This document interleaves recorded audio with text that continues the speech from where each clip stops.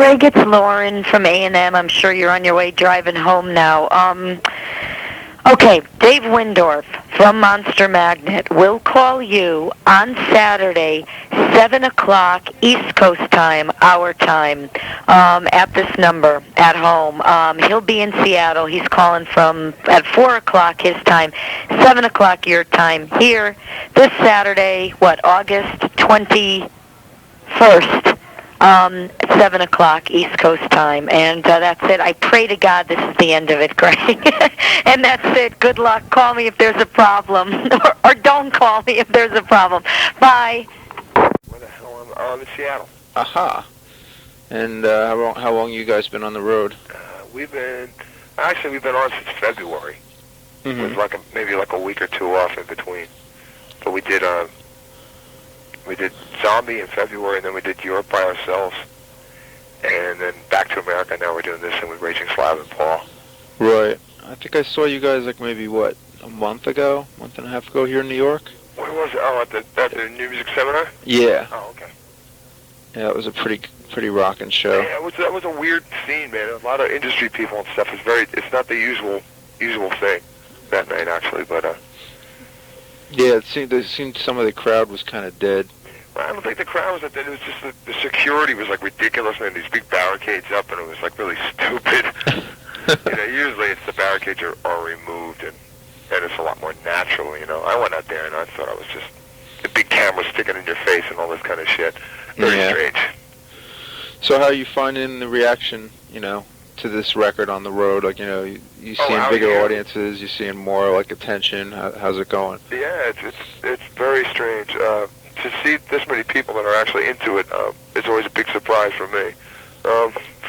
In Europe, we do really well too, so that's always strange. This is the first time we've been to America, actually kind of by ourselves.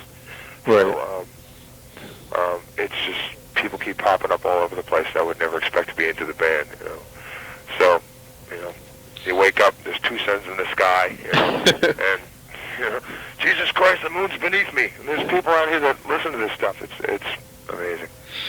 So, Vinny, anything unusual or interesting happen while you're out there? Any crazed fans attack you, or bizarre things going on? This is strange, this human offering thing with people offering their friends and stuff up for some sort of service or whatever. I can't see. Yeah, the interpretation of the whole. It's bizarre, I think, because we're starting to enter into the world of heavy metal, which I never expected to. Yeah. And Monster Man has always been kind of a mutant affair unto itself. Never really in search of any kind of crowd, existing crowd. So we're getting these weird mixtures of people, which is okay by me. And, sure. And just strange things happen. Let's see. There was a bunch of things I wanted to ask you. First thing I wanted to ask you was about your old band, actually. I was shocked. I was reading a story on you guys, and I think it was Guitar, and they were, I hadn't realized that you were in Shrapnel. Yeah, I was in Shrapnel. And I was just blown away, and because I've been into, the Magnet since Spine, and then when I read that, I was like, whoa! And I whipped out my old 7-inch. I used to love Go Cruisin'. Oh man! I actually have that single.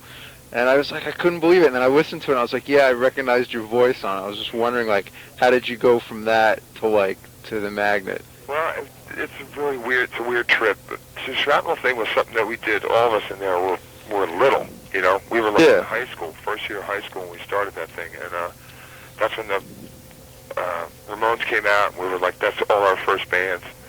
And it's a weird, hazy memory to me, because it's one of those things where I didn't really know what music was, except for my old album collection.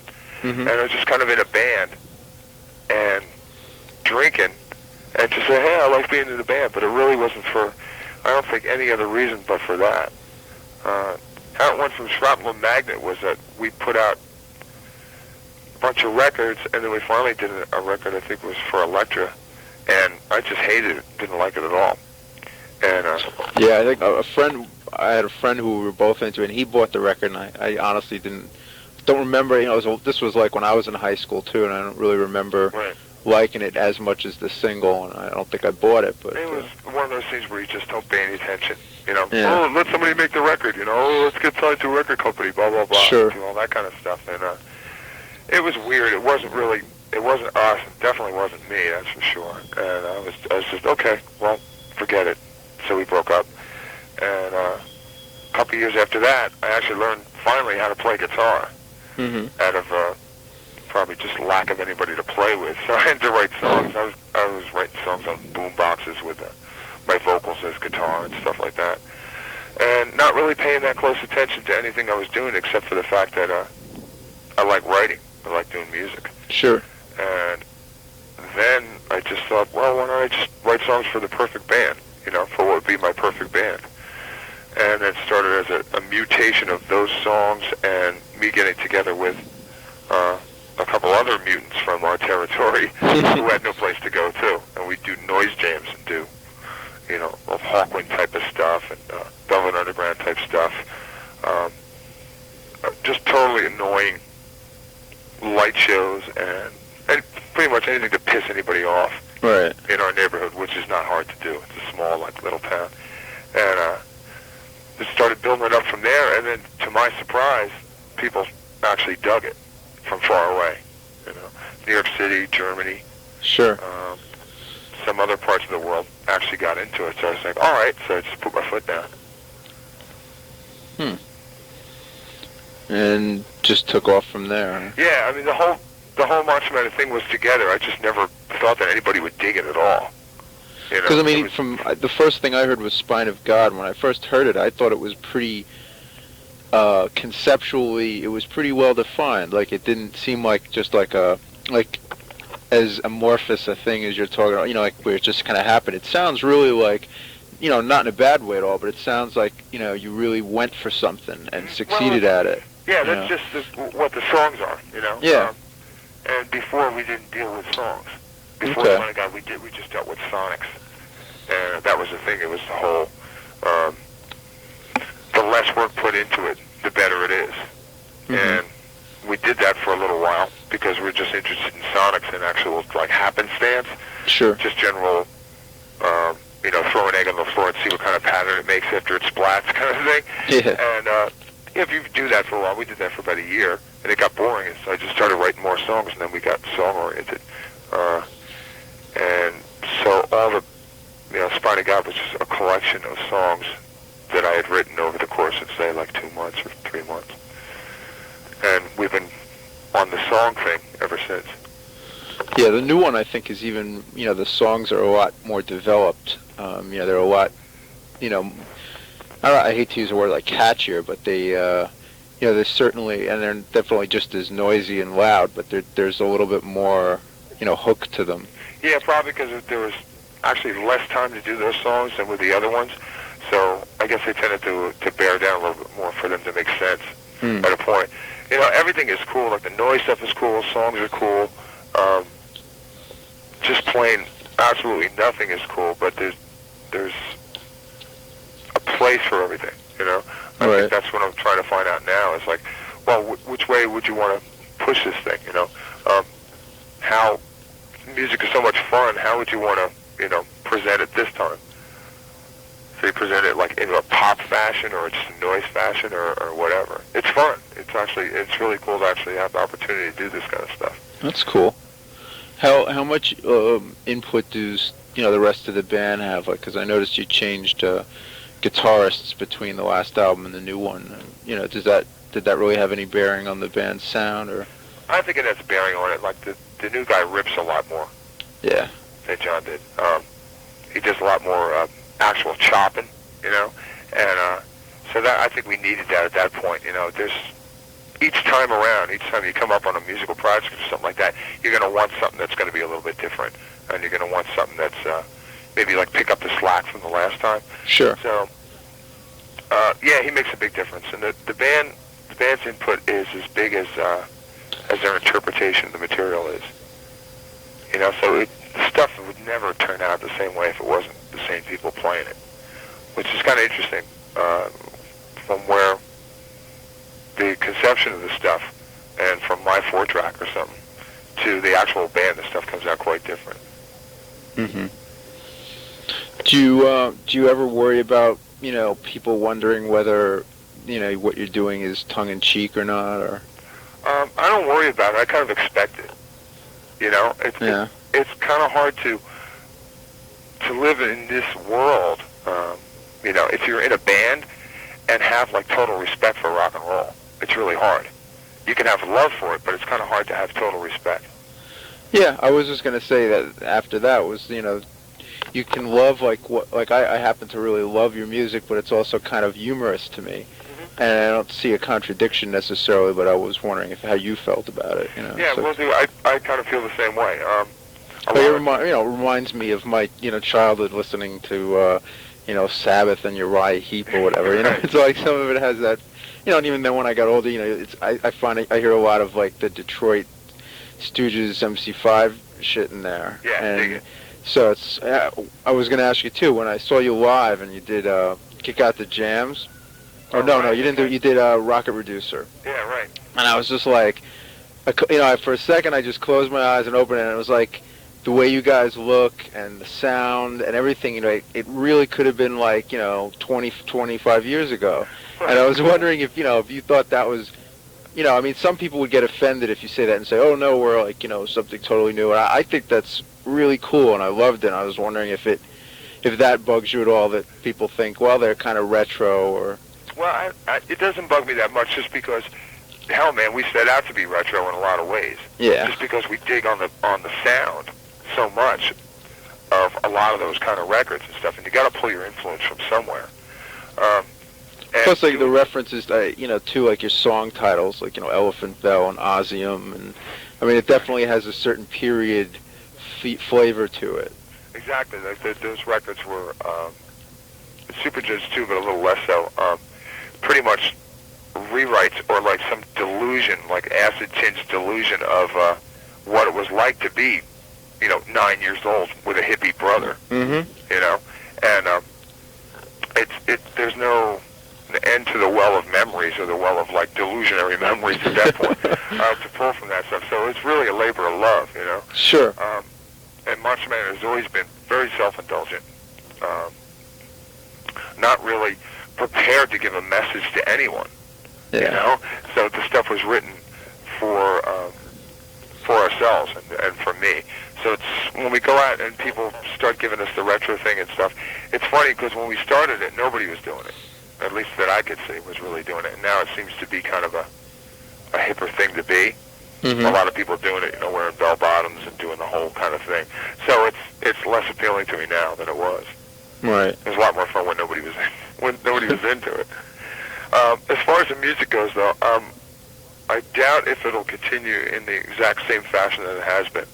Just because I think a lot of the stuff that had to be said about growing up in bong culture, and the rock mirror mentality, as far as we're concerned, has already been said. Yeah. Where do you see the band developing musically? Probably like total advanced psychedelic, Well, that brings up a question. The 25 tab CD EP I got, there's really like no information in the thing. Like, where does that fit in, like chronologically and conceptually with these other two albums? That fits in right before that was recorded, 2 weeks before Spine of God was recorded. Wow, so it's old. Right. Okay. And that was heavy Hawkwind damage on that. Yeah. There was a lot of demons to get out on that record. Yeah. Actually, there's a lot of demons to get out on every record you do, and it's a lot of the fun is trying to get those demons out, those influences out, and seeing what happens at the other end. Mm-hmm. A lot of times the intention isn't actually the final outcome, which Sure. is great to see. It's like, wow, it's been totally mutated, there's so much cool music around, new and old. What kind of stuff do you listen to these days? We've been listening to weird stuff, a lot of garage punk, Mm-hmm. 60s garage punk, just because that stuff never dies. It doesn't seem to. Like, I discovered those albums like a couple of years ago and just went totally apeshit on it. And like the Pebbles and... Yeah, Pebbles and Nuggets and all that kind of stuff. But you tend to listen to stuff that you don't play. So we listen to classical music. We listen to a lot of like easy listening like lounge stuff, Martin Denny records and stuff. Oh, sure. Exotica is great. Yeah, Exotica is incredible. It's the mind of a madman. Yeah. It's really cool. And as far as new stuff, we've been listening to Mule, which is a really cool record. It's hard. You know, you tend to listen to stuff that doesn't have anything to do with you at all. So if you're playing heavy, you tend to listen mellow. Sure, I Save the can heavy see in your that. head for later. So, you know. So really, like you're slogging around listening to spoken word records or something. Your inspiration then musically from stuff is more like memories as opposed to like, you know what I mean? Like it's more like a second degree thing. Yeah, just because I think there's so much music around that you don't have to actually tap directly into one thing or another. Right. It's hard for me to trace my influences because I don't pay that much attention to it. Not as much. I mean, lately I've been paying more attention to it because people ask me, like, what are your influences? And I said, well, I never really thought about that before, except for my influences are more, besides music, they're more visual, you know, and written, you know, images of movies that I've seen, you know, contrasts that I see in real life, emotional experience, and a combination of all those things. And the music seems always to take care of itself very, very quickly. Right. Because there's just riffs and there's sounds that you hear in your head that have to get out. And you don't really pay attention to where they came from. They're just there anyway. Uh-huh. So it's not really like a big analytical thing for me to go like, oh, where am I pulling this music from? It's kind of there. Right. I'm sure I've heard it somewhere before. And I'm sure I could walk out of the hotel today and hear some guy playing, you know, a Paul Simon song or something. It would show up on the next record and go, duh, you just ripped up a Paul Simon riff. But what about when you pick covers? Like, is that normally stuff like the Grand Funk thing you did on the last record, and then the blues and the Hawkwind on this one? Is that stuff that you always liked? Or do you just kind of pick up covers here and there? Just like you just kind of pick them up here and there. You think it's a cool song, and if the band plays it well, you go with it. And if we were to be like a cover band, or actually, I mean, it would be no problem. You could just cover every cool song you ever wanted to in your life. Sure. We'd probably go right down the drain doing Thick as a Brick or something like that. But, yeah. We've done like Black Flag covers and Ramones and just all kinds of stuff. I mean, we're doing White Zombie songs the last tour, you know. We've done Soundgarden covers. It's interesting you mentioned those two bands because it seems like, you know, there's a lot in common between the three of you in terms of your approaches to like riffs and, you know, a certain, especially with White Zombie, a certain aesthetic. Yeah, seems definitely. to be there. And it's really cool that those things happen very, very much apart from each other. Mm-hmm. You know, there wasn't much awareness, and when we played with White Zombie, we realized by talking to them that they weren't aware of us, and we weren't really aware of them. You know, I was aware of White Zombie when they were around on Caroline, but past that, I wasn't really aware of them at all. So you got these two different, completely different sets. Cool. So you were saying about how there's a common aesthetic. Yeah, there seems to be a common aesthetic that grew totally apart from each of the groups of people because, according to them and according to us, like we weren't really aware of what we were doing, up until just about, probably 4 or 5 months before we actually did the tour.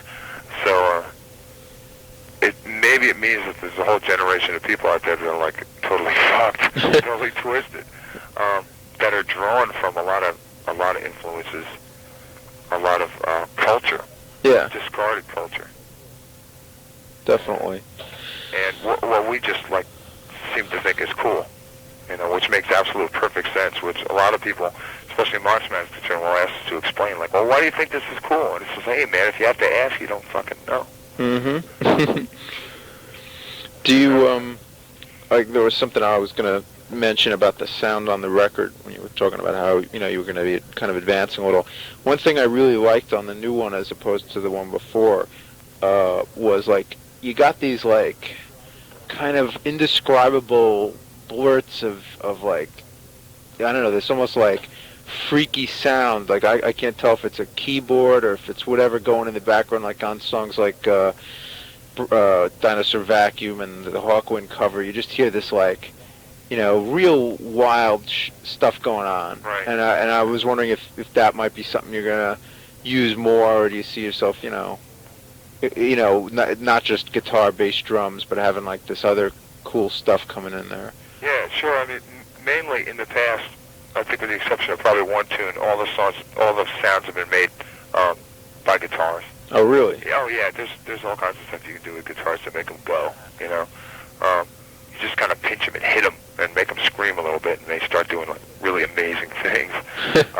But yeah, as far as sounds and sonics like that, there's a whole world of it out there, and it's this weird Rorschach blot method of doing things, where you try to get the right blob of ink in between the two folds of paper and just squeeze as hard as you can, or squeeze a little, and see what happens. As long as it's contained with a sense of purpose in one direction, it usually comes out in a very cool way. It's a lot of fun. Making records is probably the most fun I can think of doing, besides shooting fireworks off a balcony. And I would imagine that, the next time I go in the studio, there's a whole mess of new stuff, actually, of instruments we haven't tried yet, sounds we haven't gotten yet that I want to look into. Well, you used, I thought this record was pretty diverse, too. I mean, I was surprised when I first heard Cage Around the Sun. I was like, wow, acoustic sounds excellent. Oh, right, yeah. But that was like a really dinky little acoustic, too. It sounded good. Cool, thanks. But, I just think that's cool that you're, into, like, expanding it a little, sound-wise. Oh, yeah, everything's, the sounds are everything, sound is everything. And so you're going to get bored using the same thing over and over again, so you're going to start to want to search out new stuff, throw it into the giant mixing bowl and see what happens, and it's great. It's really cool. What about as far as like you mentioned visuals, and you're really into like what influences you visually? Because I know seeing you live too, it seemed like you had like this real. It wasn't like any specific thing where you could say, oh, they're ripping off this band or this movie or anything, but it was just you had a certain kind of, again, an aesthetic there, like, you looked like, Hell's Angels on acid or something. It was just had that, that real cool look, and you could, like you said, what it is, and, but you can't, like, put your finger on, oh, it's a rip-off of this or something. It's just real, a natural kind of thing, and very recognizable to people, I think, of our age. And, like, how does that, like, did you just kind of grow into that, or? Well, that was, like, one of the things that we always thought, from the beginning, and Tim Cronin does our lights, and he's listed on the album as the Dope Lights, Center of the Universe, and Mountain of Judgment. Right. He's my best friend. He does lights, and we worked out the lights as just part of an environment, actually, for us to live in, more than the crowd. Has always been that way, because it's a lot more fun to do it. Sure. And to live in that, and to play in that, than it is with the standard, like, Kiss, rock grid lighting and Van Halen shit. Sure. So, as far as the visuals and stuff like that are concerned, yeah, the whole vibe, it's just a matter of vibe, like what's right for what song, and it always seemed like a better thing to do than to not do.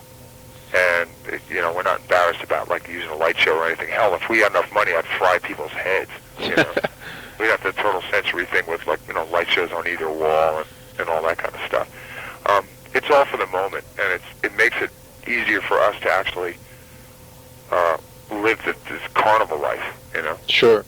because we know where we're going every time we hit town. Do you find it a lot easier to, accomplish things like this, now that you're on a... Oh, hold on one sec. Yeah. Let me just get rid of this call. Hello? Hi, it's me. I'm on the phone with Dave from Monster Magnet. I'll call you back. You at home? Oh, I'm sorry. You at home? Yeah, I'm at my mother's. Sorry. Do you find it easier to get things done on a major, or, have they been pretty good, or? Yeah, I mean, as far as the scratch is concerned, the dough, yeah. You can get a little bit further than you were. What happens is that you're a lot busier, so we travel around a lot more.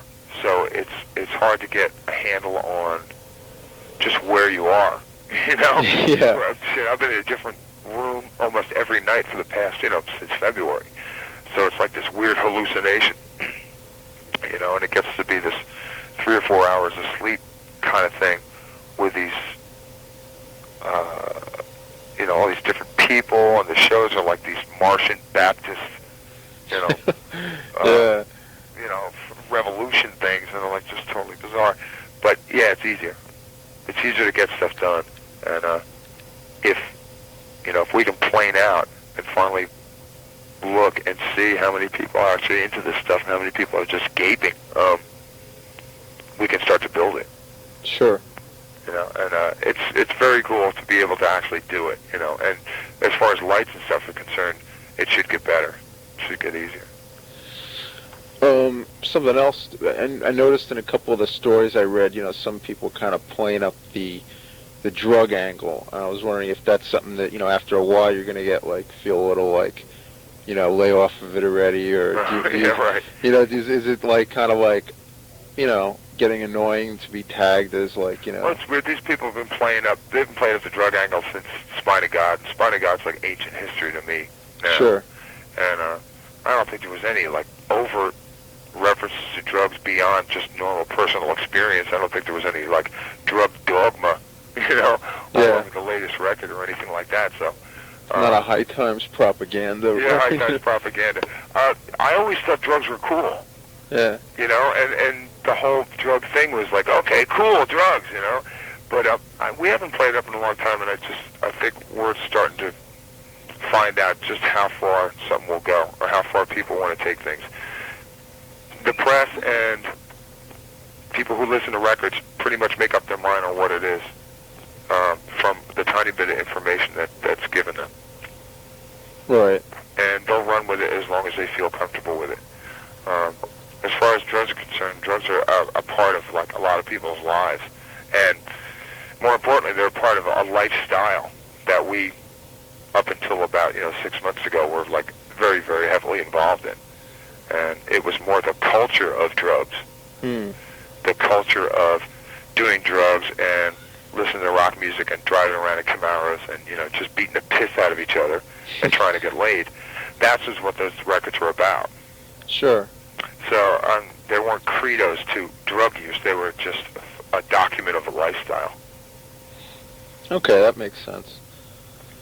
So, I find it interesting how sometimes the music reflects that, whether it's conscious or not. It's remember I was telling you, how I was noticing all those sounds on the new record, those kind of I don't know how to describe them, those Right, sound. yeah, I get you. And it reminds me of being on shrooms or something. It just has this really hallucinatory effect, and I really like that. And even if it's not maybe as overt as you did before, I still kind of hear that, that kind of, hallucinatory quality. Cool. I'm glad you do, man, because that's what I'm totally into is that kind of stuff. And it almost reminds me. Did you ever hear this band Creem? Yeah, Creem are great. It almost reminds me of a more rock Creem, but they kind of used that too, and Hawkwind did, but not a lot of bands use that. And I think it's a great effect. It just makes the songs really powerful. So Sure, it sounds like a hurricane or something. Or it sounds like some tidal wave coming up back of you. Exactly. Those parts are as big a part as the music as the notes on the guitar, and as the melody lines to me. It's all part of the whole thing. That's the kind of stuff that's weird, because when I write songs, I'll hear that stuff in my head as I'm writing the song. It's not like an after effect or something that you put on after or anything. It's all incorporated into the whole, right, the whole of the tune. And maybe it's from maybe you watch too many science fiction movies or something like that. I don't know, but it just seems like it. Those sounds and that kind of stuff seem to belong in the music. It's just Definitely.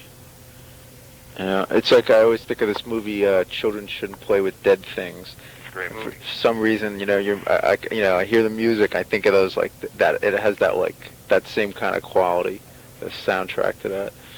Not that I have it, but I don't think they even made a soundtrack to it. But I just remember it. Well, that's cool. Thanks. That's a lot of times that's the way my brain is going when I'm writing this stuff too. What about like do you like write your songs around the lyrics, or do you add the lyrics afterwards? It's all like a weird like a Or creative they vomiting kind of thing where a lot of the stuff will come out at the same time. Uh-huh. There's lots of scrawl everywhere.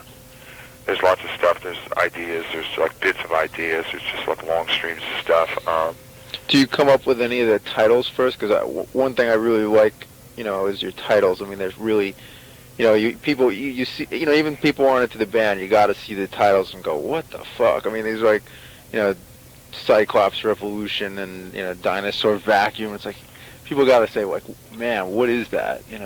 There's the titles. Yeah, sometimes they come first, and a lot of times they'll come. Sometimes they come first. Most of the time they come after. Mm-hmm. A couple of lines are written, and they'll come up like light bulbs, like over your head, like bing. Sure. Cyclops Revolution, of course, and it'll have this whole thing like all made up in my head on what this thing is, and then the song will build around it.